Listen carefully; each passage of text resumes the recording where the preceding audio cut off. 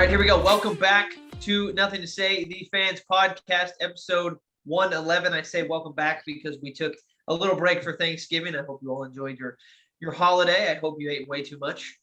And, for those of you who are celebrating Hanukkah, happy Hanukkah as well. I got reminded of that a little while ago, actually. So, Sam, Dom, Thanksgiving is come and gone. Sam, I'll ask you right now, what is your favorite thing to eat on Thanksgiving? What was your favorite piece of food that you had on Thanksgiving? I think it was the ham that my stepmom made. I think that's the go-to meat of choice. Turkey's a little overrated, but my mom, oddly enough, this was the first time she cooked Thanksgiving dinner in 8 years, and she actually knocked it out of the park for going through it. The dark meat that she made from that turkey was actually so good. So props to her, props to my stepmom. I don't know how they do that, cooking all damn day for that many people, but it is just all props to them. Dom, what about you? What was your favorite thing you had on Thanksgiving? Well, I got some of that Southern cooking. So, I went down to Mobile, and that's where my dad's side of the family is from. And dude, I mean, somehow it was my I went to my cousin's grandparents' house for Thanksgiving, and I mean the food is just unbelievable. There, for one thing, there's like enough to feed like 100 people when they're only hosting 30. But I mean, literally only like 30. only 30. But they had like multiple types of stuffing, multiple types of potatoes, multiple types of rolls. Like there were just multiple of everything, and it was just so overwhelming. Being on the college diet, it's just like that's such a great change of pace. And so, really, amongst other reasons why you should love Thanksgiving, especially in college, I've grown to appreciate Thanksgiving even more. Yeah. Sam, I got to I gotta agree. I if the turkey is not cooked right, then it really puts a damper. It can put a damper on the meal. But you mentioned the dark meat. I think that's always been my favorite part of turkey, truthfully. And my favorite dish has always been mashed potatoes on Thanksgiving. And so for me, it's always been my favorite thing. Hot take though, like I said earlier in the other shows, gravy. Don't need it anywhere near my mashed potatoes. I'm sorry. I don't. But you need I don't. You need it on your dry turkey. That's what helps the turkey. See, I always found that having a mashed potato plus a turkey bite together, sort of, that was my combo. But we can we can go into hot takes for our eating habits later. We have way too much stuff to get to and not a lot of time to get to it. So we'll just hop right into the college football rankings because those just dropped, luckily for us, just a couple hours ago. And they come out as Georgia number 1, Michigan number 2, Alabama number 3, and Cincinnati number 4. So Dom, I think everything sort of ended up with Georgia being 1, Alabama being 3, Cincy being 4. I think that's usually what people, from an outside perspective of somebody who doesn't live in this world, this seems, if I had to guess, this would have been what I would have guessed the rankings would be. Is that kind of the feeling? Yeah, absolutely. And I think the only real controversy might have been because of the poor showing of Alabama at Auburn this last weekend. Did that warrant enough for Cincinnati to actually jump Alabama and push Alabama back to the 4th spot? And the answer was no. So they didn't punish Alabama for a poor loss, really, a poor win. But they definitely didn't award Cincinnati any points either, and that's just mainly because they struggled at the beginning with Eastern Carolina, but they were able to pull that out as a win as well. So do you want me to go ahead and just jump into, what potentially could happen this weekend? Because it's conference championship weekend, and there is a ton of scenarios that could really just absolutely obliterate what the college football landscape looks like coming next week. Yeah, and I before you do that, there was one. I don't know if you were gonna mention this. So if you were, then I apologize. But the one question I wanted to make sure that I got to you about these rankings is the storyline that I've been hearing coming from college football analysts, and that is talking about the possibility of a 2-loss Alabama team getting into the playoffs if they have a really, really good showing against Georgia. There seem to be people who believe that it is possible if certain things shake out. Do you think that a 2-loss Alabama could actually get into the playoffs, or would that just set too many people like up in a blaze? Personally, I don't think that there's a chance, but there is a way where so much chaos could happen that honestly that could be something on the table. There's never been a 2-loss team to get into the college football playoff, but this honestly could be the year. And I'm not saying it could be Alabama. I'm saying it could be another team. Because if you look at, the conference championship games that we have coming up this week, Alabama sits at 3, Georgia's at 1. If Alabama were to lose to Georgia and somehow every other team lost their respective conference championship, potentially Alabama, they could look at Alabama's strength of schedule and say, of all the 2-loss teams, they have the best strength of schedule, and they fought the number 1 team in the country the best out of anybody, and they should get the 4th spot because there's just nobody else no other 2-loss team that's deserving of the 4th spot. It would shake up. Notre Dame isn't playing up a game. So Notre Dame is hoping for complete chaos. They're sitting at the 6th spot. If Oklahoma State could easily lose to Baylor, Cincinnati could easily lose to a Houston team who is ranked number 24 right now, and they have not lost a game since week 1. They're on an 11-game win streak. So, there are ways where Alabama loses to Georgia, they're most likely out, but Cincinnati could easily lose. Oklahoma State could easily lose. Michigan more than likely has probably the easiest conference championship game against Iowa, so they'll probably be a lock. But if Alabama beats Georgia,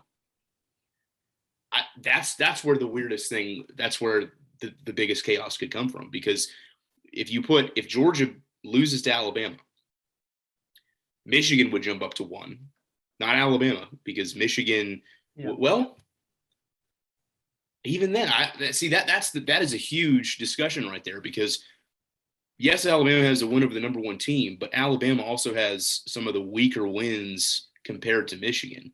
And so would it be a situation where everybody just moves up a spot, or would Alabama jump Michigan to the 1 spot and Georgia falls back to 3? They wouldn't put them at 4, because that would mean Alabama and Georgia would have to rematch each other immediately a month later in a semifinal game. Go ahead. Wouldn't the type of win matter though in this as well? So like if Alabama just beats them on a field goal, even though they beat him, wouldn't, or I guess, could the committee look at the way that Michigan beat Ohio? Michigan like thoroughly beat Ohio State. Like that was a beatdown. And if if Alabama doesn't do something equal to that, then wouldn't that give Michigan the ability to go, what do you mean? Like, look what we just did. They barely won. We handily won. No, it definitely does. I think that the playoff committee is going to have to dive deep into the eye test, and especially when it comes to just the quality of opponents that they played, how different teams fared, because this has been such a weird year where so many unexpected upsets have happened, and there is easily, I would be stunned if all of the teams this weekend that were projected to win won.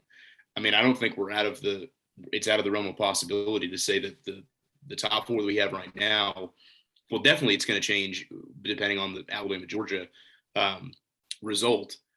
But we could see a completely different top 4 by the end of this week, where not even a single team is in the right spot, and 2 or more of these teams could be out. I'm so excited. I am just ecstatic for this weekend. But there are so many. If you guys have more questions, I'd love to go over them. But there's just different scenarios where if If Cincinnati loses, they're out. That's a guarantee. If they win, they're in. I think it's that simple. But the interesting thing to watch is, do they end up at 3 or 4 if they win? That could depend on if Alabama wins or loses. If they do, I think Georgia, more than likely, Georgia backs to 4, Cincinnati to 3 as an undefeated team, Alabama at 2, and Michigan at 1. Is rematch Georgia and Alabama together, they would have a semifinal between them, and if both of those teams won, then they would rematch each other in the college football playoff, in the national championship, I should say. Right. One of the things that I wanted to ask you about all of this is not necessarily about the teams per se, because I think we've established pretty clearly that there's a lot of movement still to be had based on certain scenarios that may or may not play out. One of the questions that I wanted to ask you actually was a little bit aside from that. It was actually about the coaches that are at some of these big programs who actually have potential to get into the playoffs right now. So we've had 2 big moves happen recently. We had Brian Kelly leave Notre Dame to go to LSU, Lincoln Riley from Oklahoma to go to USC. So the question that I wanted to ask you is actually one that I heard on ESPN radio this morning. And I thought it was a great topic of conversation. Was, we see these players who move so much from the transfer portal and go to all these different programs to have an opportunity to play. But now you have coaches who are leaving literally at the tail end of their season. It's one thing to leave at the beginning of the season, but to leave right in the middle of all of this.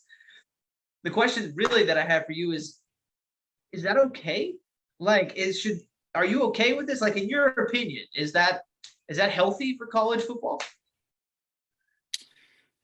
I think the short answer is no. Personally, I would be very angry and frustrated if my coach left at the tail end of the season, especially if I'm Notre Dame. I mean, Notre Dame, Brian Kelly just left with Notre Dame sitting at 6, knowing full well that if chaos happens this weekend, Notre Dame could be in position for the 4th spot. And so they're going to be without their head coach. He's going to be at LSU, which is a team that's nowhere near the playoff right now. And they're going to be that honestly could be a criteria that goes into determining if Notre Dame gets a spot, because 1, they've completely underachieved in the playoff in the past, and that's something that they that the playoff committee takes into consideration. It's they look at the strength of schedule, and they look at how Notre Dame has fared in the past when they've played against other opponents of similar quality. And so Notre Dame has completely been embarrassed the last 2 times that they've been in the playoff.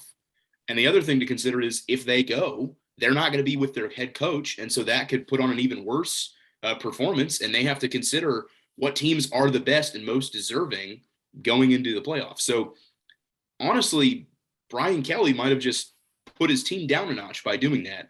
Leaving at the tail end of a season when you still have at least 1 game left is ridiculous, in my opinion. And I don't like it. I don't know why other programs can't wait a single month to wait till that coach is done at his respective program in order to start the next job. Lincoln Riley's the same thing. Oklahoma, they're pretty far back. They're not going to get into the playoff. They have 2 losses, but they're going to play in a bowl game more than likely New Year's 6.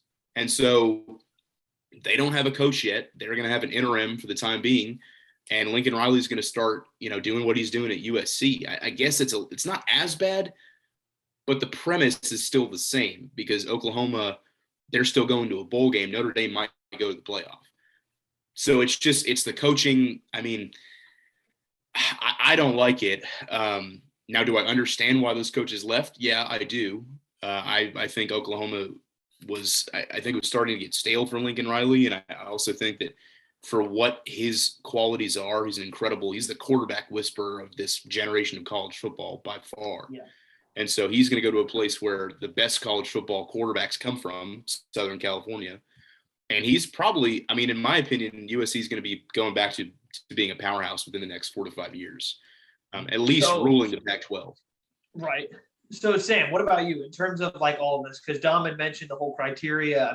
He had mentioned earlier, Notre Dame doesn't have a game left in terms of strengthening their resume for the playoffs. So it was an interesting point. I didn't even think about maybe Brian Kelly leaving acts as criteria against them. If you're a player on that team, what's your thought process?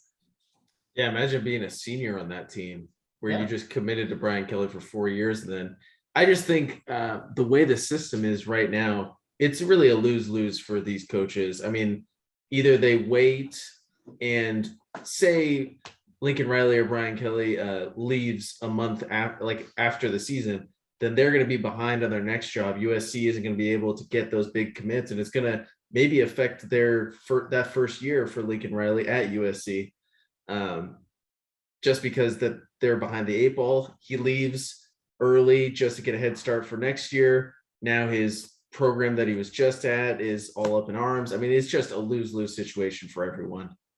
I mean, that would be really interesting if we could get ears into the committee if Notre Dame was up, say, potentially getting to that 4th spot, and we hear, because really for everything that they've done on the field, they pretty much deserve it. If Alabama were to lose, if Cincinnati were to fall out, if Oklahoma State loses, like if all those things happen, I think Notre Dame would be a shoe-in to make it just by default. But if the committee were to sit there and be like, well, I mean, we've put them in years past and they've really like showed us wrong, and they didn't really help us out in that decision, and they don't have their really great coach going in. That would be really interesting. That would really set a different precedent that the committee really hasn't acknowledged ever, which is like off the field factors that go into making this college football playoff. And that's a scary thing to happen if it were.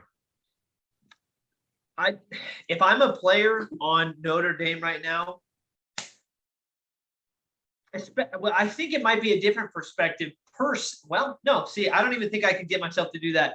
If I'm a player on Notre Dame, and Brian Kelly he's like dead to me almost. Not really, but in a sense, it's like, dude, especially if you've been there for 3 to 4 years, especially if you've been there to 3 to 4 years and you've been with this guy for so long and gone to these bowl games and had not even the bowl games, but just, the college football playoffs, and just going through this day in and day out with that guy.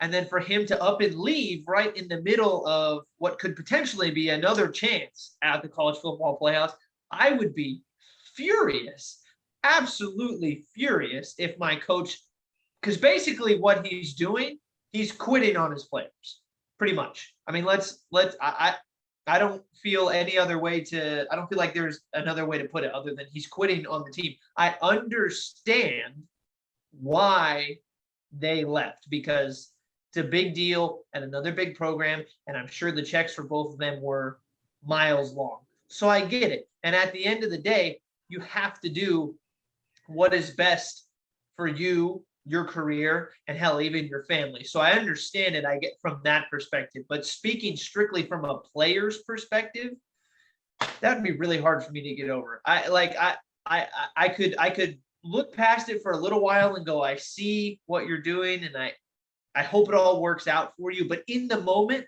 I'd be furious. I'd be really, really angry about it. And I think, obviously, once the players, really take time to think about it, they'd go, okay, well, obviously, he had all this stuff going for him. It probably was an impossible thing to say no to, but just in the moment, that would make my skin crawl. I would be so mad. Hey, Dom, I have a question for you. I was just wondering, could you compare the jobs of the Notre Dame job versus the LSU job? Because we're talking about a guy that's leaving a pretty much top 10 perennial program for the last decade at Notre Dame that Brian Kelly really created and developed and cultivated. Now he's going to LSU, who just they've been pretty up and down as of late. I know they had that big national championship year, but before that they were struggling, and different years they're just really up and down, and he's going into the SEC, which is major powerhouse compared to his scheduling before. Can you just compare, like, maybe get into the mind of why he kind of made that decision, apart from, I think he's making like $100 million from this contract, something like that. Right. Well, The biggest difference, I think, between these two schools is one, both are perennial powerhouses, like you said. Both are so difficult to surpass the expectations that you're given to your coach. But Notre Dame is so incredibly selective with the players that they will let represent their school. Their academic standards are ridiculously high. Their recruiting standards are very high.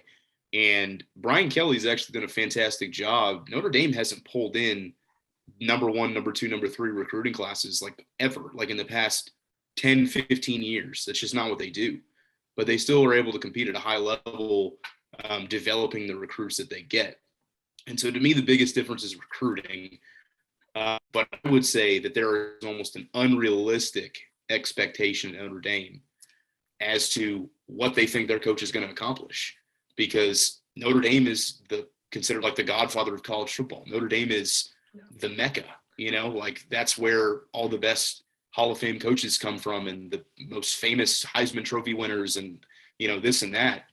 And LSU, the expectations are just as high when you're competing with Alabama every single year, but you have more attraction and freedom and it's more flashy. LSU is more sexy than Notre Dame. Notre Dame is seen as this like very, condensed, proper, firm, like we are of the highest standard, holier than thou college football program that doesn't want to join a conference, that doesn't, like there's just all these restrictions and kind of faux pas that go with working for Notre Dame. LSU's like, we're badass. We're the LSU Tigers. Like we create, we create like the bad boys of college football, like, Tyrann Mathieu and, like Joe Burrow and guys like that. We create like superstars. We'll recruit like crazy, it's their brand. And I think that's the biggest difference between the two. LSU probably gives Brian Kelly more freedom to be successful. He doesn't have to work to this higher standard of academic and honorable excellence. I think LSU is a little more focused on winning at all costs, maybe, and that's kind of showed in some of the scandals that LSU has had in the past. But there are positives to that in terms of LSU just being able to, just field incredibly talented teams. Notre Dame doesn't have that same prowess when it comes to recruiting, and that's probably the biggest issue between the two schools. So Dom, one of the I hate to cut you short because I feel like we're gonna have to dedicate a whole episode to college football, like at the beginning of the playoffs, truthfully, because I feel like there's so many things that we're gonna have to talk about once the final rankings get announced and all the scenarios that went into place. So once that happens, we'll have to dedicate a really, really long segment to that. But we're kind of cutting up against it. There is one other thing that I wanted to let you do because I feel like we have to. It's sort of our thank you for coming on. Is I want to give you the floor to at least talk for a minute or two about being at the Iron Bowl and watching Alabama win that game, and what you told us was now your favorite football memory. So I want to give you the floor to be able to talk about that for at least a minute or two. Well, I will respect y'all's time and make it quick. Just know that it's the reason I love college football. And it's not just because Alabama won, but it's just because it's just never over. Like there are just it's football in general, really. But I thought the game was over. I really did. I thought going into the fourth quarter, we were screwed. I thought our season's about to end. We're going to lose to Auburn for the third straight time at their own stadium. We're going to a New Year's Six Bowl. That's going to be that. They're going to get the last laugh. Just the way the season was going. And I couldn't believe it. We with a minute left. I thought that our last drive was with 2 minutes left. I thought that was it. And when they stopped us on fourth down, I was like, we're screwed. But we ended up getting another defensive stop, used our timeouts effectively, got the ball back, and the game-tying touchdown catch to send it to overtime was caught by a freshman wide receiver who had 3 catches on the year. 3. That is why I love college football, because it's just, if there's a touchdown difference or even 2 with a couple minutes left, anything could happen. It really could. And at that point, all the momentum in the stadium was gone. I mean, you could feel it. As soon as we scored, it was like, we're tied. The game is now 0-0 once again, heading into overtime. Alabama, all the problems we were having had to do with us just getting to past midfield offensively. And now we're in overtime. We don't have to worry about that. We get the ball to 25. We can completely flip our playbook. And at that point, it was game on. And I can't tell you just the excitement I felt and the just intensity of going through those overtimes. And first overtime, we score first. Auburn gets a one-handed catch by a no-name wide receiver in the back of the end zone in double coverage to send it to double overtime. And then there were just, I mean, so many just crazy things that happened. And finally, we went on the last play of the fourth overtime on the 2-point conversion, which is the new rule in college football, that after the second overtime, you start doing 2-point conversions. And I mean, it was just such a simple play. Our star wide receiver, John Mechie, faked a slant route, ran an out route, caught it, ran into the corner of the end zone, and that was that. And it was just like, I mean, that was not only one of the, I feel privileged. I feel privileged that I was able to experience one of the best Iron Bowls of all time, but probably a college football classic that's going to be referred to for years and years to come. Well, I'm sure that being there was like, it's one thing, because I think sometimes being at a game, at least going to a lot of Raider games, sometimes there's just things that you miss. You know, being there, you're so far away, and sometimes it's hard to really see everything and be there. But yeah, the one thing you can't take away is the excitement and the crowd being there with you. And when something fun happens, turning around and looking at everybody and going, "Oh my God, I can't believe that just happened." So I imagine that even though there were probably a few things, as you being, you know, a broadcaster, that little nuances that you may have missed, I don't think for me in that situation, I don't think I would have traded it for being there, like just with everybody. I'm sure that was a blast to celebrate with all the Alabama fans and kind of look at everybody, all the Auburn fans, and go, "Gotcha." So there was no. The last thing I'll say is there was no animosity towards Auburn, because realistically, they probably should have won that game. They played better than Alabama for 59 minutes and 30 seconds. So it's just, I mean, no animosity. They've said a lot of bad things about us. I probably said a lot of bad things about them. After the game, we got the bragging rights. That's all there is. We'll meet you next year in Bryant-Denny Stadium, and hopefully we'll get another win. So that's all it is. Alabama beats Auburn. We win the Iron Bowl this year. Bragging rights for the state. Roll damn Tide. right. Well, maybe we should end it on Roll Damn Tide. All right, man. Well, again, thanks as always for coming on with us. And we really should. Once the final rankings get announced and we have a clear-cut idea of what's going on, we need to dedicate a much bigger portion, or hell, maybe even the entire show, to college football, and really talk about what we may see. So we'll have you ready for that. We're looking forward to it. Praying for chaos, really, right? That's what we all want. That's what we want. All right, man. Well, thanks again for coming on, and I hope you enjoyed your Thanksgiving, and we'll see you probably in a couple weeks. Thanks, guys. Appreciate it as always. Y'all have a good night. Thanks, Tom. See you now. Man, it's so fun watching a really like hardcore fan like talk about their team, you know. Mm-hmm. Well, someone that felt it. I mean, he was there. That was the game of games this year. But we're big. I'm an Alabama fan this weekend. Just this weekend, though. Just this weekend. I'm still an Oregon fan. I mean, they gotta get at least some revenge against what Utah did. I'm so glad Tom didn't mention that. From what Utah did, but it'd just be so cool if Alabama won and it just screwed up the whole college football playoff. Yeah, I mean, for somebody like myself who doesn't have a horse in the race, I think I agree with you in that sense. Just to see a whole bunch of shakeup, really, I think that would be a lot of fun. Would be a lot of fun. And then it shows that every single team is beatable. I don't think we've ever had that. That's true.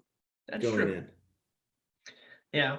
That is true. Where honestly, And well, the one thing that I would like to for sure see happen, regardless of anything, is to have Cincinnati get in. I think that would be really cool. That'd be a really cool story. I think a lot of people think I think a lot of people believe that they deserve to get in.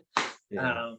So I hope they get in, and where they end up is going to be really interesting. Where everybody ends up is going to be really interesting. And I know we'll have Dom locked and loaded and ready to go once that actually happens. Yeah, we're just along for the ride like everyone else. Honestly. So, all right. You ready to talk some NFL football? Dude, I'm always ready to talk NFL football. All right, let's talk some NFL football. You know, all right, I know. I'm telling you, the Niners are the hottest team in the NFL right now. They might be. No, they might be. It's the Patriots, but still. Yeah. But I can feed your ego a little bit with that, right? All right, so I know the games are a little bit. Well, they're a week old by the time that this episode gets released, but there were games being played on Thanksgiving. We had the Bears-Lions game, which I don't think anybody watched. I watched that entire game. You watched the entire game. Wow. I think I watched the last 10 minutes of that game. Andy Dalton put on a little clinic. Were you pulling for the Lions as hard as I was? I was screaming, hoping that the Lions were going to win the game. Heck no. I picked the Bears. Okay. Well, like I said, I didn't watch the entire game because I didn't think it was going to be a lot of fun. Once I realized it was close at the very end, I was rooting for the Lions. I wanted them to win, and man, I just did not have them win. That really does stink. This game lost all intrigue whatsoever. Justin Fields was out. DeAndre Swift, who's the only bright spot for Detroit, got knocked out in the second quarter.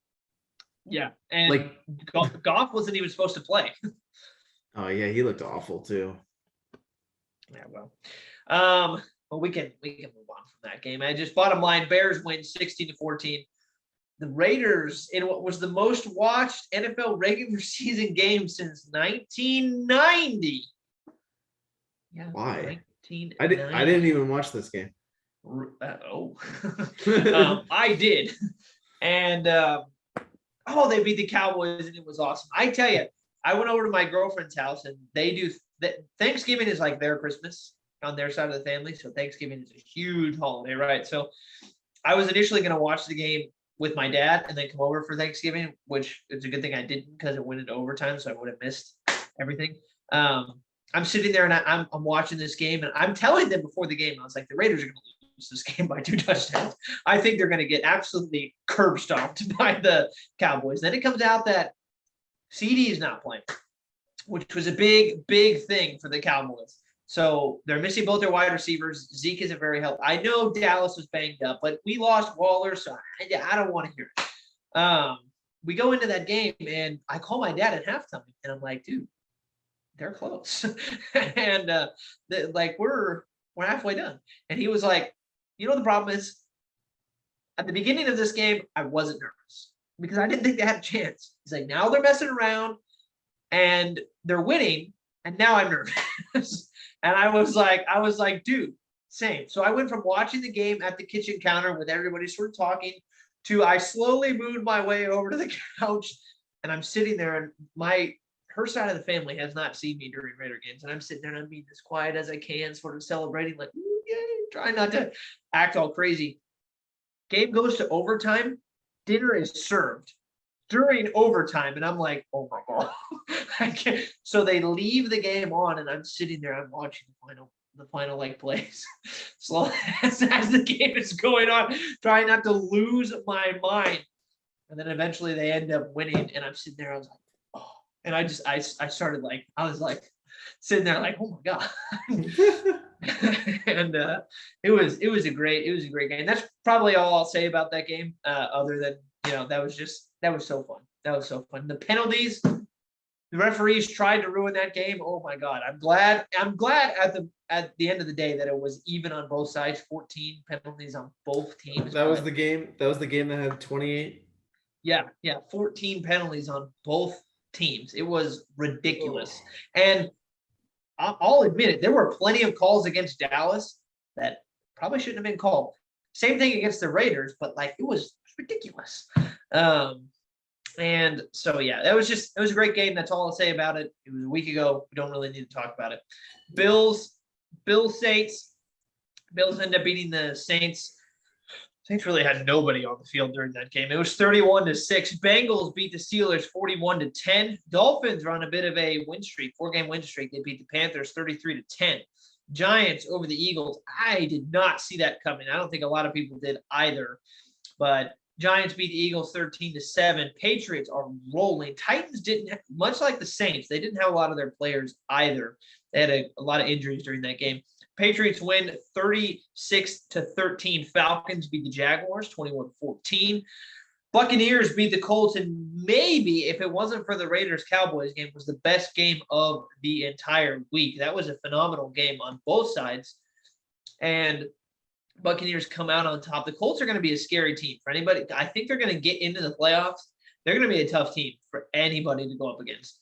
Yeah. The Jets end up beating the Texans. Zach Wilson comes back 21-14 over the Texans. Broncos really handled the Chargers. Again, another game I did not see coming. They win 28-13. Niners beat the Vikings 34-26. We'll get to that later. Packers and Aaron Rodgers' broken toe keep rolling over the Rams. I don't know what's going on with the Rams. We'll hit them as well. 36-28. Ravens beat the Browns. More through 4 interceptions. They still won. So what does that say? More about the Ravens or more about the Browns? I don't know. Probably more about the Browns. Yeah. And then Washington beats the Seahawks, which is not what I wanted. I don't want Washington to be coming in confident against the Raiders next week, but they beat the Seahawks 17-15. So let's just jump to, because again, a lot of these games feel like they happened a long time ago, and I think it was because of the Thanksgiving one, but we have to talk about your 49ers over the Vikings. You mentioned they might be one of the hottest teams in the NFL right now. That was a really good game from the 49ers, like all around. How do you feel about your boys right now? Man, I'm feeling great. They could honestly make the Super Bowl. I think that's not hyperbole at this point. They match up so well. They're peaking at the perfect time, the way they were able to dismantle the Rams. Then they get a huge win against a pesky Vikings team. I think that's the accurate description of what that team is. They just play every opponent that they play just extremely hard. And the Niners were able to control it. It was a low pressure game. Their offense is clicking so well with this new run. And add a little more run on top of that offense, and it's just Jimmy with the timely throws. I mean, the sky's the limit for this Niner team, and it is completely in their control to make the playoffs, maybe even get the number 1 wild card spot. Who knows? So the biggest thing that's going to hinder them is injury. Right now, Deebo Samuel is out for about a week or two. So it didn't appear to be too serious, which is good news for them. I'm taking a look at their schedule right now. And realistically, I mean, I think you could easily make an argument that they could win all of their remaining games. Yeah, it favors them a little bit. Playing Seattle. Seattle right now, it's just they're not the Seahawks. But wouldn't it just be Seattle to wake up yes. and click just for this Niner game? Because You're that right. scares me that Russell Wilson hasn't woken up yet. Yeah. No, you're right. You're right. You also, one of the things that is playing against you is 4 of the last 6 games are on the road. So if that factors into it at all. I don't think so. So you're playing the Seahawks, the Falcons, and the Texans. I feel like you should win all of those games. You're right about the Seahawks and Wilson. Yeah. But we'll see. Cincy is a tough game. They've been up and down. So have you guys, but you're more trending up in as of late. And that's in Cincy. That's going to be a tough game. Yeah. The Titans game, you have a game against the Titans.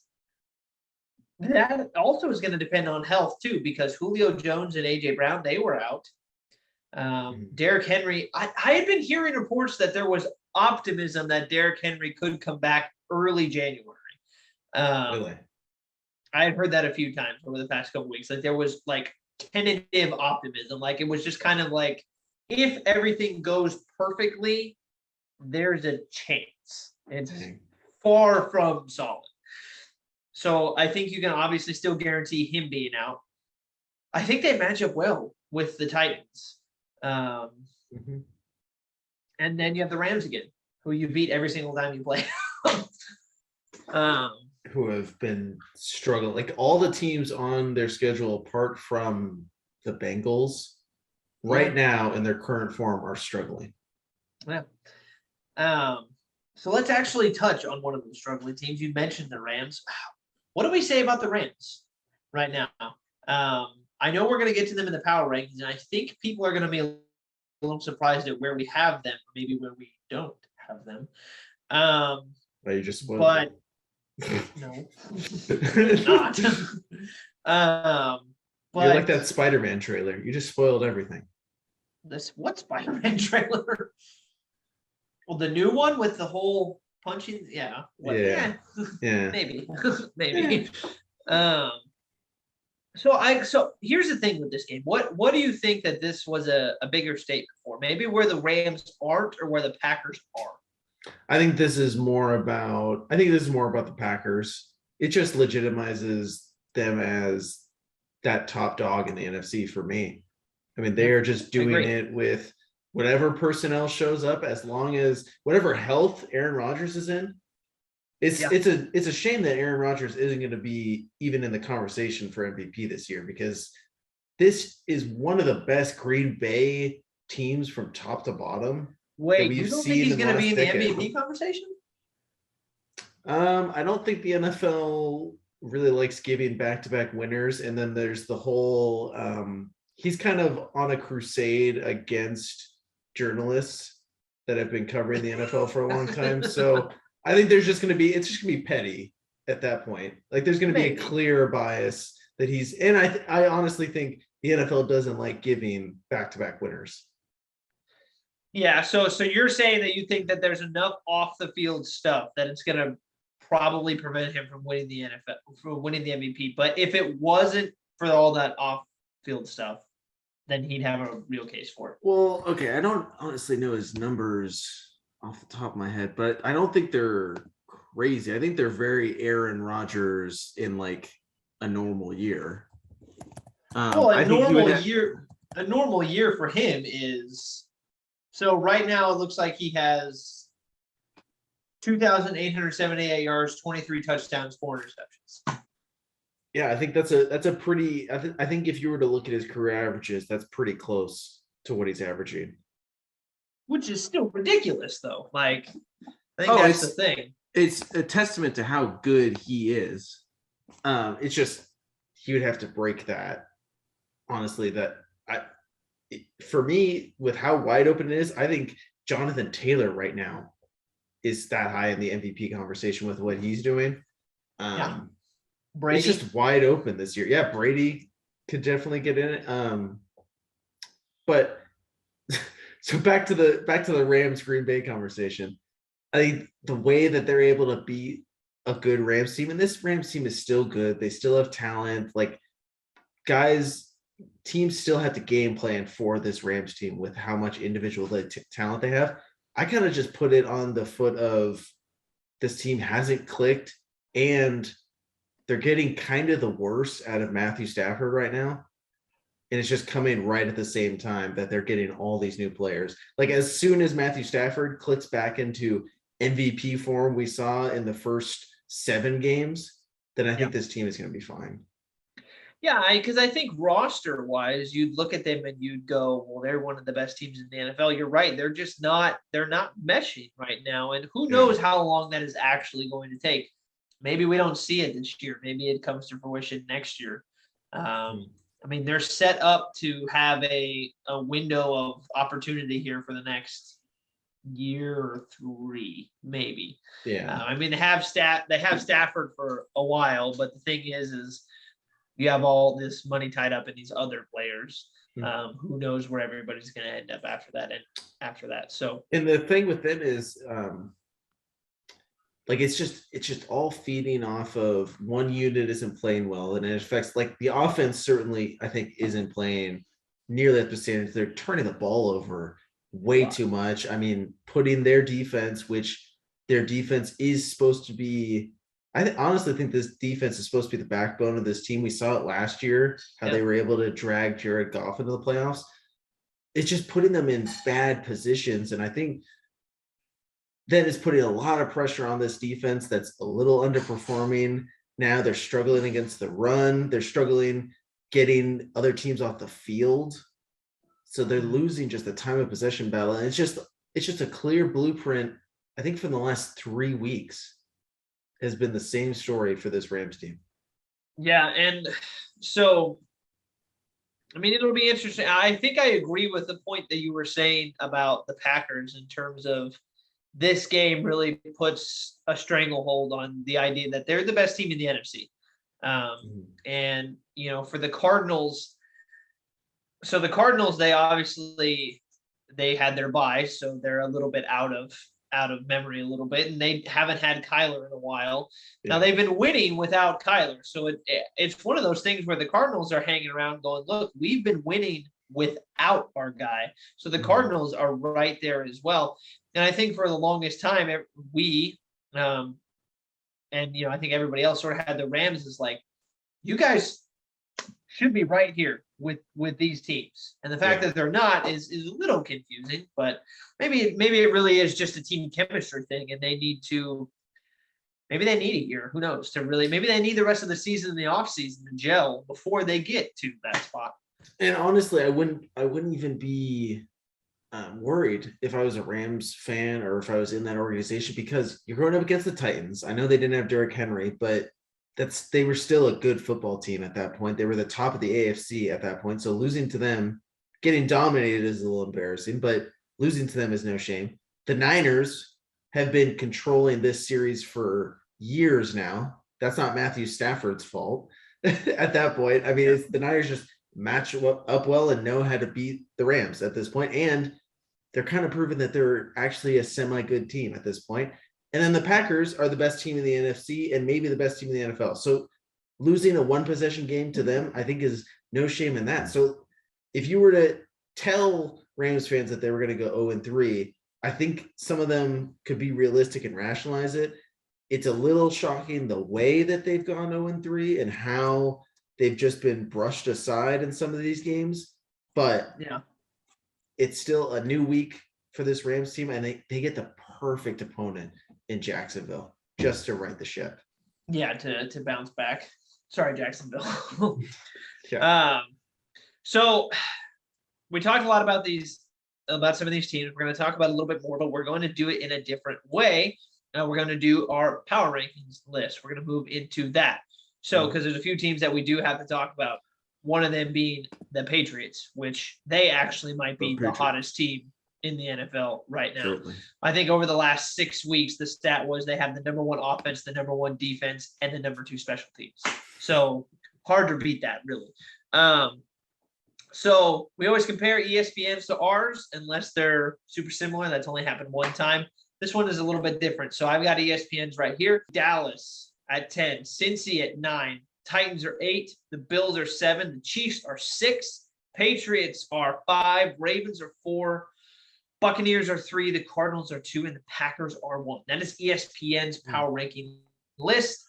It'll be on either side of me one of these days. I don't remember what side it is. Sam? Yeah, so for our list, it's pretty similar with I think a couple teams are in drastically different positions that I think we're going to really highlight on. Number 10, we have the Cincinnati Bengals. 9, we have Dallas Cowboys. 8, we have the Buffalo Bills. 7, we have the Baltimore Ravens, a little low. 6, we have the Tennessee Titans. 5, we have the Kansas City Chiefs. 4, we have the Tampa Bay Buccaneers. 3, we have the New England Patriots. 2, Arizona Cardinals coming off that bye. And number 1, I think back-to-back weeks, is our Green Bay Packers. So for me, I think putting the Ravens ahead of the Patriots, I understand that technically they're the number 1 seed in the AFC right now. I understand that. But if you're just going off of eye test, there's no way that you can, I don't think, realistically tell me that the Ravens are better than the Patriots. If the Patriots and the Ravens were playing on a neutral field, I'm sorry they don't beat the Patriots. Not right now. Not right now. And I don't think it's close. No, I don't either. And I don't even think that that's the Ravens' fault. They are just beat up. All they have dealt with so many injuries this year. It's ridiculous. It is crazy. Lamar, in order for the Ravens to win, minus this last week because they were playing Cleveland, and Cleveland is just all over the place right now. And the thing with Baker, like, I really appreciate his toughness and like really trying to gut it out. But man, he really, like, he needs to sit. He needs to rest and get healthy. If the coaches are putting him out there, then he must be a better option than their backup. Yeah, well, I don't. At this point, I don't know. Because Case Keenum came in and won them a game when he was playing against It's true. Denver. And I think Keenum, during the year that he was playing really well and he got the Vikings really deep in the playoffs, I think it was in this offense. But that's besides the point. The Ravens have to be like perfect for them to win a game. Lamar has to be perfect. Lamar, yeah, actually, that's a better way to put it. Lamar has to be absolutely perfect for them to win a game. The thing with the Patriots, I said it a few minutes ago, over the past 6 weeks, number one offense, number one defense, number two special teams. Their point differential over the past 6 weeks is like plus 100, and I think it's higher than that as well. They have been on a tear. And the best game of the season, potentially, is happening Monday night with Buffalo and New England. That is going to be the game to really let everybody know whether or not, one, I think a lot of people are now finally starting to buy into the Patriots a little bit more. But I think for the skeptics, if they beat the Bills in Buffalo, that's going to be the tipping point for people. Yeah, so I mean, we'll get into it when we do picks, but that is a tough game to pick because I think the edge goes to Buffalo because Josh Allen definitely has the edge over Mac Jones. Mac Jones has played well, but he's not anywhere near Josh Allen's stratosphere at this point in his career. But Bill and the Patriots are able to play Josh Allen and this Bills team so well. Like they're able to defend him so well, and they have more talent on defense this year than they did last year when they played him so well. So it's just so tough. Like one line of thinking is like go with the better quarterback, and then the other is like, well, maybe the Patriots just match up really well against the Bills at this point. Yeah, that game, I am so looking forward to that game. And I'm going to be at drill this weekend, so I'm going to miss a lot of games. I'm so happy that game is Monday night because I'm going to be glued to my couch watching that game. That is going to be so fun. Minus the Raider game. That's the game this weekend that I think I would be the most interested in. And I feel like a lot of people, like, I know there are some good games this weekend, but I mean, I'm looking at the schedule and that's the biggest game this week. I think by a mile. Like by a mile. I think the only one that kind of comes close is maybe the Chiefs Broncos, just because of what's going on with what's at stake. What's at stake. But other than that, I mean, the Chargers Bengals, that's a big game. That's a big game. That's a big AFC game. But other than that, the reason why I looked at the Broncos Chargers was the same reason that I looked at the Patriots Bills one, was because of what that game will mean for their division. But in terms of the conference, the Chargers Bengals game is a bigger game than the Broncos Chiefs. But other than that, I mean, the Patriots Bills is going to be the game of the week. So some other stuff on that's at least our list compared to theirs. We don't have the Rams on our list. They're not on our top 10.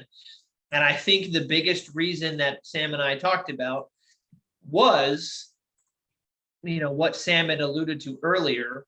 Just so Sam had talked about how maybe if you're a fan, you could rationalize some of the losses that the Rams have taken.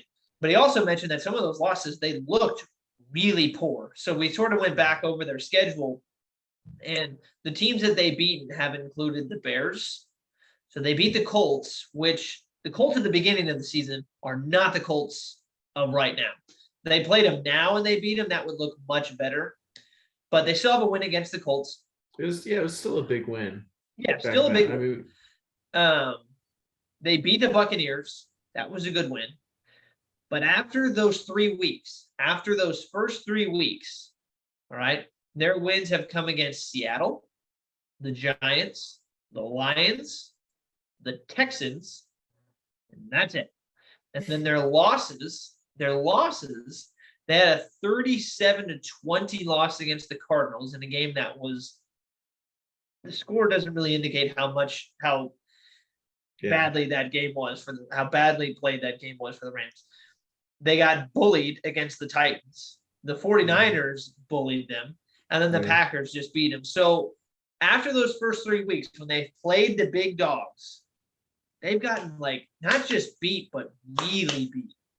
Handled. And for us, it was just like, look, we know that they have a top like 5 roster potentially, but right now they are not playing. No, I mean, they haven't warranted. I mean, you got to, some of the teams that were included, I mean, you could kind of say that Tennessee's in sort of that same realm of they've been scuffling, but they beat the Rams. So you have to give them that. Dallas, I think, is sort of in that same realm where they're just not playing well as of late. I think they've lost 3 of their last 4 games. But so far, the 2 biggest things that those teams can at least fall back on is they've had injuries. Like Tennessee's most important player is gone. They just had Julio Jones, AJ Brown out. Yeah. Dallas lost Cooper. They lost Randy Gregory. They lost CeeDee Lamb. But the Rams are healthy. Yeah, and you think about, I didn't penalize Dallas nearly as much for this Raiders loss because it was in over. I mean, this game was close. Yeah. With all those things happening, I think they were missing their offensive line coaches. Like they had a huge COVID outbreak prior to this game. I think this power rankings is really interesting because we've almost flip-flopped from maybe 3 weeks ago. We used to have the Bills, Cowboys, and Rams up in that top 5, and now they're all sliding towards the bottom. We got some really nice new blood, like the Chiefs are filing in and the Patriots are filing into that top 5. This season has been so chaotic. There's just really nothing that we can expect from this year. That's made it fun, truthfully, right? I mean, as a fan, each week you kind of sit back and you go like, oh my God, like just this last week, I cannot believe Denver put the beat down on the Chargers that they did, but they schooled them. And, just stuff like that seems to happen at least once a week. So we're talking about, just to put this in perspective, we're talking about a Denver team traded Von Miller, their best player, probably top 10 best player in franchise history, immediately went out and beat Dallas, who only had 1 loss at that point. That doesn't make any sense. And then they just totally destroyed the Chargers, who, yes, the Chargers have been kind of scuffling, but we presume that they're going to be a playoff team. This is the same team that lost to Case Keenum-led Browns on Thursday night. Right. How does that make any sense? Not only that, but the week before the Chargers game, they gave up a 30 burger to the Eagles. True. And then the Eagles immediately follow that. Yeah, them too. Yeah. They were riding high on offense. I was like, oh, this is easy. Put the Eagles down. Like, these are Chargers and Eagles are teams in these games that I would have legitimately felt comfortable putting money on. Yes. And then they ended up, the Eagles just didn't even show up in that game against a bad Giants game. It's probably Jalen Hurts' worst game in his pro football career. Probably. But looking at the stats, Philly had 332 total yards offense. The Giants only 264. Now they threw for more than the Eagles did, but like rushing yards, the Eagles had 208. The Giants had 70. The Eagles averaged more yards per play, had more first downs, had more third down conversions, had more total plays. Well, that's just because the Giants had short field position because the Eagles, I think, gave up 5 turnovers. 4. That was Was my it last 4? point. Yeah, 4 turnovers, 3 interceptions, and 1 fumble.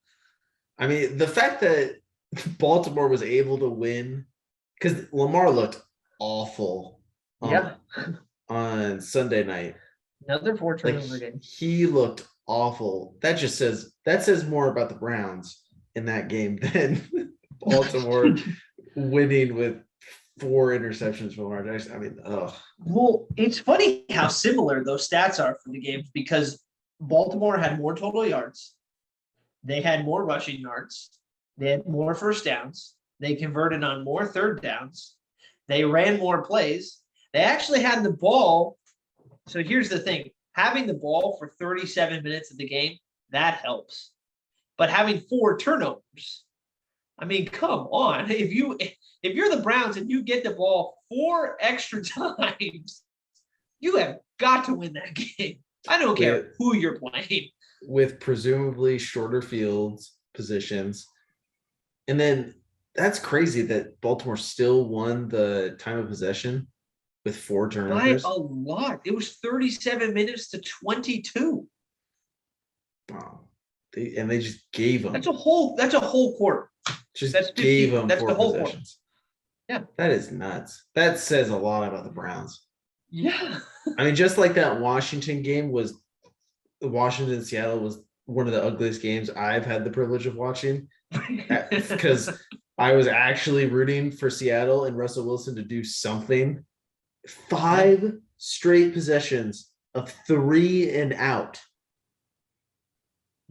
with a team that has Tyler Lockett, DK Metcalf, all these pieces, and a healthy Russell Wilson. I mean, oh my gosh, this NFL season, you literally can't. I would not bet at all on this season. And you said it, it's more enjoyable this way, but as a fan, yeah. But as like a guy, like we have vested interest in our picking, like getting our picks right. And it is so stressful picking these dang games. It's tough. It really is tough. Well, actually, that's a perfect transition. That is a perfect transition into our picks. And so we made the picks off air. So we actually have 2 weeks worth of stats to add to our totals. We made our picks off air. And I mean, for those of you who've been watching the show and you make it to the pick section, you know, most of the time we only have 1 game, maybe 3. We had 7 games that we were different on this week, which made the weekend really fun. just to go, oh my God, yes or no. Like it was a lot of fun. However, for Sam, it was another loss. And now it is 8-4. And if I win this upcoming week, season's over. I wrap it up early. Well, we can still tie. So from right now, I have to win 6 before you win 2. Yeah. I think you're kind of in the catbird seat, my friend. Not impossible, but I mean, Sam said he wouldn't bet on this season, but I might. So we're still not. I think. So our percentages right there. I think I'm hovering around 60. You're not that far ahead. No, I'm not. No, I am not. Well, because I mean, think about it. Like most of the weeks, we only have 1 or 3 games. So I mean, we're only missing each other by like one game or 2. I think it's only 3 weeks out of this year. So 3 out of the 12 weeks have been decided by more than 1 game. Yeah. So our percentage won't be that different from each other. All righty. Let's move through these ASAP. Here we go. Cowboys, Saints. I think we both got the Cowboys, yeah? All right. Colts, Texans. Colts. Yeah. Vikings on the road against the Lions. Poor Lions, but I'm taking Minnesota. Yeah, I'm taking Minnesota as well. I'll take the Dolphins at home against the Giants. Sneaky also hottest team in the NFL. Good for Tua, man. Yeah. Hopefully Dolphin fans put him back under their wings and really just love on this dude because he is balling. Let me see. Oh, yeah. So I got it right here from CBS Sports. So for this month, Tua Tagovailoa completion percentage 80.5%, first in the NFL. Passer rating 110, fourth in the NFL. Yards per attempt 8.58, which is second. Win percentage 100. Tied for first. 100. 100. So he's been playing well. Yeah, really, really good for him. Because man, with the whole Ryan Fitzpatrick thing going in and out and in and out, being in, Bro, the like, Deshaun Watson thing. that too. This whole year. Yeah, that as well. So yeah, good for him. Buccaneers playing the Falcons and the Bucks. Yeah, taking the Bucks. All right, Eagles on the road against the Jets. Go Philly. I think that's a comfortable Philly pick, but I don't know after they just lost to the Giants. Yeah. Cardinals on the road against the Bears. I think, isn't Kyler coming back for this game? I mean, he's been out for a while, so I would assume so, right? And I thought Not 100% sure. I thought they were holding him out after the bye. I think Arizona wins anyway, because I think Justin Fields is still out too. Yeah. All right. Yeah. So I'll take Cardinals as well. All right. So probably the first, I guess, game that could go either way, maybe. Bengals Chargers. So I'm going to surprise you a little bit here, and I think this is what you wouldn't want to happen. I'm pretty sure. So I'm taking the Chargers as the away team to win. Is that what we wouldn't want to happen? Yeah, I think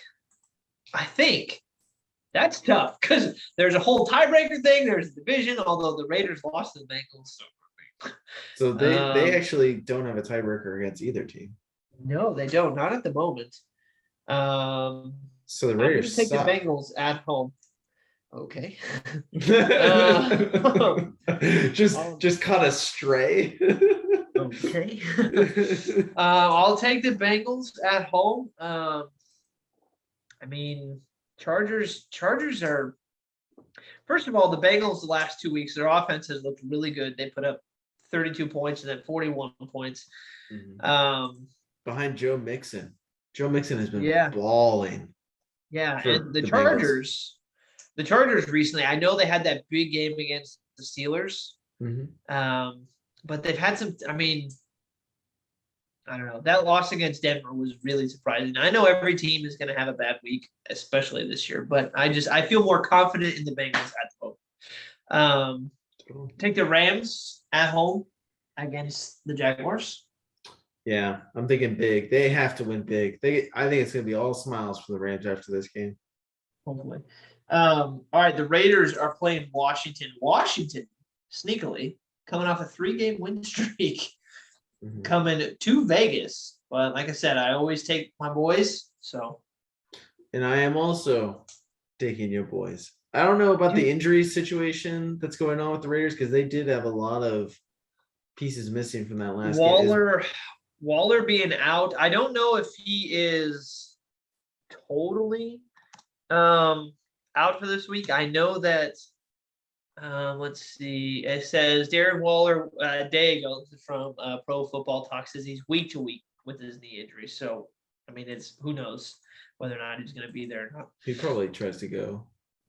But this is an interesting game against Washington. Obviously, I mean, I haven't watched Washington all that much. Washington is a team where you're either going to get the team that goes and handles the Buccaneers, or you're going to get the team that barely beats the Falcons maybe, and it's weird. Washington, again, much like the Raiders, I guess, have been very up and down. Mm-hmm. So give me the Raiders. Steelers, Ravens. Steelers are at home. Well, I'm taking Baltimore, but I'm not super happy about it. Me either. All right, then the next game would be your boys, the 49ers, against Seattle. Niners have to win this game. Please win this game. Please be comfortable. I don't want it to come down to no field goal. Magic, crazy, yeah. No field goal to win this thing. I just be comfortable. Just be like a 10-point win. That's all I'm asking for. I take the Niners as well. I bet against them last week, didn't cost me, but I probably won't make that mistake again. All right, Chiefs, Broncos. Got the Chiefs. Yeah, Chiefs are in a nice groove as of late. We've got a lot of teams that are kind of feeling themselves right now this year, and I think Chiefs are scary when they have confidence. Yeah. All right, so the big game is Patriots Bills. And I'll start it by saying I think New England is going to go in and they're going to beat Buffalo. Just the way that they've been playing. I mean, they have looked. I mean, we talk about there really isn't any team in the league that looks unbeatable. I'm not saying they're unbeatable, but for the past couple weeks, they've almost looked unbeatable. I'm not saying that they are because they haven't played the Packers or anything like that per se. And Buffalo has struggled a little bit as of recent. And the thing about the Patriots, we always hear it. It's the same old story playing against Bill and the Patriots. They take away what you're best at. And right now, the Bills are best at just chucking the ball around the yard. So I wouldn't be surprised if New England if they're in like a dime package and they're just daring him to throw all game, saying, we're going to make you throw into double and triple covers the entire game, run the ball on us, we dare you. So, and Mac Jones has been, oh gosh, here, make your pick. I actually have some stats about Mac Jones that I found really interesting the other day, but go ahead and make your pick. Well, I can buy us some time here because, again, like I talked about earlier, I'm in two minds here because the smart pick is the Patriots pick. I think they match up really well. I've been picking against the Patriots, I think, the last couple weeks, and it's kind of been biting me in the ass. So I really want to pick the Patriots. But for some reason, I'm going to pick Buffalo. I mean, it's not the word. I mean, I don't think you're going out on a limb. I think it is a limb. I mean, these teams are trending in opposite directions. I think Buffalo is the more established team, or what we think should be the more established team, but the Patriots have just been cruising as of late. But I mean, win streaks have to end at some point, right? Yeah. So those stats for Mac Jones, I found this really interesting. This is from CBS Sports. So most games in the NFL with a 65 or higher percent completion percentage this season, Mac Jones leads the NFL with 10. The next closest is Tom Brady with 8. Yeah. Again, most games with a 95 or higher passer rating this season, Mac Jones is tied for the lead with Aaron Rodgers at 8. Most yards per attempt in the NFL this month, Mac Jones at 8.63. For all the people who think he's just checking it down, he's not. Most sure games he still is. Not really. Everyone. I mean, think about their offense. I mean, it's there, but he's taking those shots when they're open. I'm not saying he's a cannon like Aaron Rodgers, but he doesn't have to be. He's super accurate. And then most games with 100 or higher passer rating among first-round quarterbacks from the 2021 draft class, Mac Jones 6, everybody 0. Yeah, now, that's some competition there. Yeah, that's not like it was that wasn't going to be some all hailing like whoa kind of thing. But all right, so that means we're at 2 games. All right, so our last flip. So we're only at 2. So Sam is going to flip the Washington pick begrudgingly because it's, again, I mean, we look at the schedule. I mean, we went through the games. There's not really an obvious place to feel comfortable about switching. That Washington one's the only one that makes a little bit of sense. And obviously, I'm not going to switch on the Raiders. So, yeah, all right, man, I'm just a people pleaser, man. That's why I lost this year. I don't think so. I mean, do you want? Since I'm that far ahead, do you want me to flip on one? No, I was just joking. Okay, because I mean, I'll do. It's so hard. The Steelers, maybe. I don't know. The Jets, maybe over the Eagles. No, I'm doing Washington. All right. Give me a Heineke and let's get it. Okay. All righty.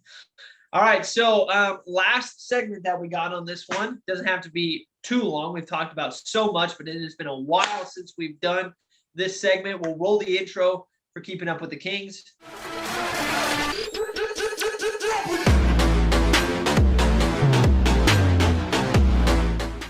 All right, Sacramento. So right now, God, I love that intro. Love that song. Oh, gosh. You know what? It took a while to make. I'm happy with the way that it came out. I'm not happy with where the Kings are sitting in the Western Conference right now. They're sitting at 8-13. So we honestly need to do some NBA talk more on this show, especially now that we're really getting into the meat of the season. But it was really hard to talk about the Kings when they were going 1 for 7. Yeah. In their last 8. So yeah, that's true. That's pardon us if we didn't talk about the Kings during that time. But there was some big news. Yeah, Luke Walton gone. What have we been saying that for? I think we said that maybe the second show we ever did. Maybe the third. Yeah. No, we've been saying it for a while, and I know a lot of people have been saying it for a while. I mean, it took a long time, but I mean, we're here now. Luke Walton's gone. Gentry's the interim head coach, and we're moving forward. And right now, I mean, they're beating the Lakers. That's great news. What was the score? It is 45-38 as of right now. It's gonna be funny when people are listening this on Thursday and they look back and they're like, "Oh, the Kings lost by 30. What are they talking about?" Yeah, exactly. Well, as of 8:00 on Tuesday night, 45-38. Kings are the best team in the league. Absolutely. Although I don't think you could say that against the LeBron-less Lakers. But yeah. So what do we say about the Kings right now? Man, so this is the question I had. Obviously, this was kind of something we wanted. We never want to see someone lose their job. Like, that's not really the outcome. And Luke Walton's going to be fine. He's going to be able to get an assistant coaching gig. Eventually, maybe get a head coaching gig somewhere, but it's tough with his track record. I think Luke Walton will be fine. The Kings paid him comfortably, so it's not like he's going to be struggling for cash. But you never want to see a guy change. You never want to see a guy lose his job, which it sucked. I mean, from all accounts, Luke Walton seemed like he was a really nice dude, like a really solid human being, right? But I just don't think. Well, there was. Yeah. The NBA buried that, so it didn't happen. Right. Sure. It didn't seem like he was the right fit for this team. And the sucky thing is, I don't think he was the only problem for this Kings team. And I don't think firing him is going to make this team suddenly make the playoffs this year, which is kind of a sad thought. Yeah, I think, at least I know that this has been a conversation that you and I have had, and what we're looking forward to maybe is that Doug Christie eventually becoming the Kings head coach. I think that's what the organization wants based on moving him into the position that he's in right now. He seems to be really, I mean, I don't think for the Kings at this point, if you're the Kings, what do you have to lose at making Doug Christie your coach? Because nothing you've really done outside of Dave Yeager has worked. And even, it's funny? Luke Walton had a better winning percentage than Dave Yeager did. For the Kings. Yeah. Oh, that's interesting. So even then. Nothing since Rick Alleman has worked in Sacramento. If Doug Christie or Bobby Jackson doesn't work, the league might as well just move the Kings somewhere else. Because maybe Sacramento's just cursed at this point. So it's like you'd be bringing in a guy who clearly loves the team, has a rich history with the team, and is probably going to throw himself into just trying to do everything he can to make this team better. I don't know how good he is with scouting. I don't know how he is with developing players. Who knows? Managing players, managing relationships. Like, we have no idea how he commands the locker room. But from everything that we've heard and everything that we see on the sideline, you had mentioned it to me a little while ago, when there's a timeout, he's up off the bench before any of the players. He's out on the floor talking to everybody. Just at least you're getting a guy who seems like he would be 100% willing to do everything for this team to make them better. And I think that is a good starting spot. He could probably learn all of the other stuff, but at least you get somebody who is ready to help the Kings, not just because he's the coach, but because he loves the team. And I think the voice that he commands because of the success that he's had in Sacramento, I think that has to make players accountable to when he's speaking to them about turning things around. And I think that's the thing that the Kings have been lacking for so long, is getting these players in gear. I mean, they've acquired talent for many years, and it just seems like it just, for some reason, doesn't click. These players on this team just can't get it into that gear night in and night out. And it'd be awesome. Who cares if Doug Christie can do X's and O's, make a fantastic play that scores in wide open game-winning layup? Who cares about that? I just need him to motivate these players. Get the players to buy in, yeah. And doesn't it feel like with some of the personnel on this team that it would be a team that he would, like, I don't want to say it feels like a Doug Christie team, but when you think of Doug Christie, you think of a really smart and tough and physical basketball player. You've got people on your team like Rashawn Holmes, who is tough as nails, big energy guy. Tyrese, hardest working guy on the court. Oh, yeah. Tyrese, same sort of thing. Never gives up on a play. Terrence Davis, again, tough as nails. Davion Mitchell coming to the team. Tough as nails. Great high basketball IQ. Absolutely great defender. Alex Len, the hammer, just coming in. Alex Len will fight anybody in the league. He really will. So you have Harrison Barnes. Yeah. You have people on this team who really feel like they could mesh well with Doug Christie as a player. And we're not saying I think it was the right move to put in a guy that has head coaching experience in Alvin Gentry in the league for an interim basis. I would want to give Doug Christie a full offseason if I was going to elevate him to a head coach. I might even want him to be the defensive coordinator or the guy that's sitting next to the head coach next year, just so he soaks in the ins and outs of what it means to be a head coach. Maybe. I mean, the Kings got time. It's not like they're trying to win a championship next year. So, but yeah, you're totally right. I mean, apart from De'Aaron Fox, most of the guys on this team are like not the most athletic, not the most uber talented. Like, these guys are overachievers, hardworking. Buddy Hield was coming out of the Bahamas, working his butt off to get to an NBA stage, and he continues to work countlessly on his body, his physique, his game. I mean, his game, for all the criticism we give Buddy Hield, it's not because he doesn't care. Like, this dude is trying to get better and cares about the game of basketball. Yeah. And same with like Tyrese. Tyrese isn't the most athletic, isn't the most skilled at basketball, but he's smart. He plays defense. He plays passing lanes. He's so smart. Yeah. So unselfish, maybe even unselfish to a fault. And I mean, is it a stretch to say he's the smartest? He has the highest basketball IQ on the team. I don't think that's a stretch. Maybe Harris. I'd give it to Harrison, just with his ability to score from nothing. I mean, but it's a conversation at least. And we're talking about a 29-year-old guy in Harrison Barnes, who's I think in his like 8th year in the league, versus a guy that's in his 2nd year in Tyrese Haliburton. Yeah. And then Davion Mitchell. I mean, Doug Christie, if Doug Christie were to buy 2K, I think his creative player would kind of look like Davion Mitchell. Davion Mitchell. Yeah.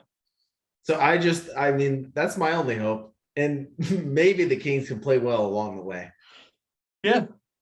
Yeah. I think for me, and maybe this just is because I guess I think of the players that I've liked watching, and I think of the player that I guess I tried to be when I played. I enjoy watching watching teams that just look like they are playing hard, like who just look like they really are literally giving everything that they can on every single play. Because I mean, I'd be the first to tell you. I mean, I was never the most talented player on any of the teams that I played for.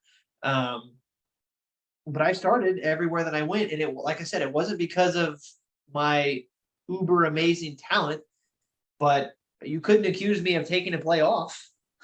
I played as hard as I could, and I think, and I'm not trying to make this, about me. What I'm saying is that I think you're kind of making this about you. You're kind of a narcissist. Right, sure. What I'm trying to say is if I'm speaking just solely about my fandom, then I want to see what the Kings have, what they already have is what I'm trying to say. Like, they have these guys who, again, aren't the most talented players in the league, but they have the personality of people who just work really, really hard. And if you match that with a coach who was the embodiment of that, then you might have a match that could work really, really well.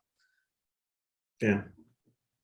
So my only hesitancy with Doug is definitely the lack of experience. Yeah, that is true. And the NBA that he played in and had great success in, I think is a little different than today's NBA. Like, the things that he was allowed to do on defense, even just 15 years ago, 20 years ago, is completely different than what's allowed now. True. So, I mean, we'll see. And it'll be interesting to see where the Kings are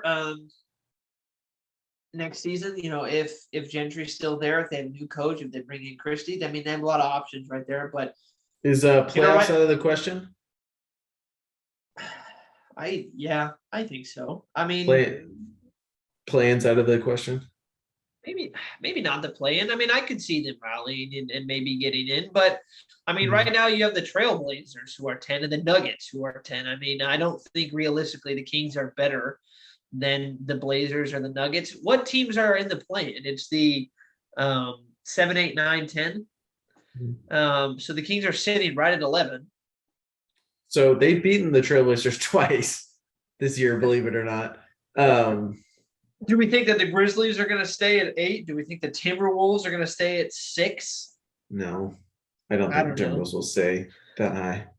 The Kings are in the middle spot right now of being in front of the Spurs, who only have 6 wins, but behind the Trailblazers, who have 10. So they're like, we're either going to be really bad or kind of in the mix. It's gonna come down to like this. They need to get back to 500 somehow before.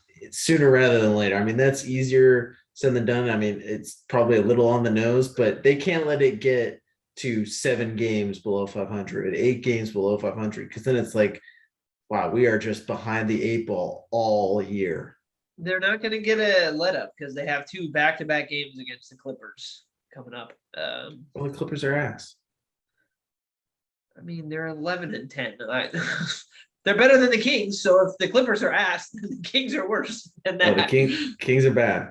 I think. Do you think the Kings are going to be a little bit of sellers? I think Buddy Hield's going to be gone before the end of this year. To be. I mean, realistically, I think they have to be. I think there's a lot of players on the team that have who you could justify getting rid of. I do think Buddy might be somebody they look at getting rid of. I could see Harrison getting moved to a contender. I saw some stuff about that actually. So, I mean, I think they're going to have to be sellers, unfortunately, but I'm ready for another rebuild, baby. Oh, let's just trade Fox away. Let's just start it over. Oh my God. Can I just say one thing? What? Steph Curry, I'm going to say this right now. I understand. Look, Steph Curry might be, and I know we've watched, I know this is the era of LeBron. I get that. Steph Curry might be the best basketball player I've ever watched in my entire life, at least from an offensive standpoint. Wow. From an offensive standpoint. Wow, you went that far. I'm going that far. And look, And I want to specify strictly from an offensive standpoint, because I understand that he's had his struggles defensively. And if you're talking about who is the greater player, LeBron, yes. I don't think you can dispute that. But if you want to just talk about pure basketball, offensive talent, and just a joy to watch on offense, I don't think I have more fun watching anybody play the offensive side of basketball more than Steph.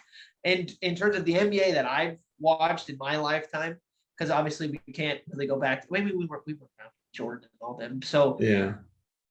Steph is he is one of one. And the reason why I'm saying this is I was thinking about it the other day. LeBron does stuff that other people have done. He just does it better. Like he does it way better.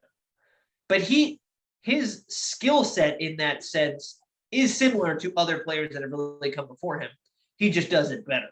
Steph does things that nobody has done. I can't look at him and go, this is what, he looks like this guy or he looks like that guy. He doesn't look like anybody else. He's so unique.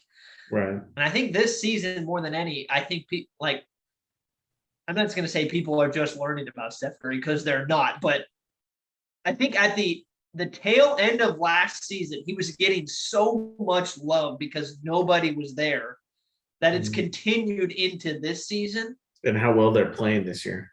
Right. And it almost feels like he's better than he was last season, which is ridiculous to say. Yeah. So I think for me, from an offensive standpoint, he is the best offensive player I've ever watched. So you can admit it now that he should have won MVP last year? I was on his side. I'm pretty sure you on the Jokic train. I mean, I think I went back and forth, but it wasn't a situation where if Steph would have won, I would have been up in arms about him winning. Jokic had stats that, dude was unbelievable last year. But it wouldn't have been outrageous to give Steph the MVP by any means. He's going to win unanimous MVP this year.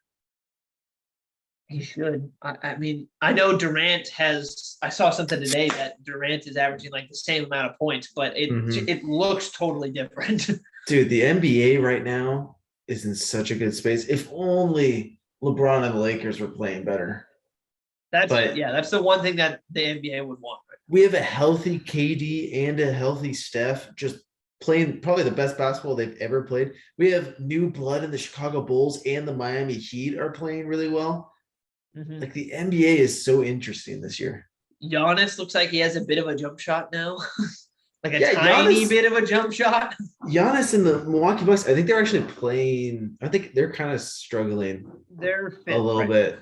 They're only 2 games back from the first seed. Whoever the first seed is. I think it's Miami, right? The Nets. Oh, is it still the Nets? Yeah. Man, the NBA is so good this year. I can't wait till Christmas Day. Suns 17-3 right now. The Suns are just I don't even have a word. They're on a revenge tour right now. It almost feels like it. Against all the media that have picked every other team but them. Mm-hmm. They're proving that they should still be up there in the Western Conference Championship. So yeah. All right. Well, last thing, okay? Isn't it so awesome? I woke up today, saw the TV playing at work. Tiger Woods addressing the media for the first time since his just awful accident. And it's looking like he's trying to make a return. Yeah. He had mentioned that amputation was on the table at one point, which is just crazy. So yeah, good. It's the world of golf and the world of sports in general feels better when Tiger's around and he's playing well. You want to talk about a guy who moves the needle more than anybody else? It's Tiger. So they have in golf, they've tried to incentivize players to like build their brands in social media. So they've given like a bonus almost to the player that gets like the most interactions in social media. So you see like Bryson made his own YouTube channel. If you haven't looked at it, you should check it out. It's actually like really insightful. You get to like peel back the curtain on who Bryson DeChambeau is a little bit. Right. But he's killing it on YouTube, and he's been super active. And I think he's like the front runner for active players. But I think Tiger is just blowing him away because of the legend, and he hasn't even swung a golf club. Oh yeah. In a tournament this year. And it's just like it just goes to show like not even like Phil Mickelson can light a candle to what Tiger Woods can do and means to golf.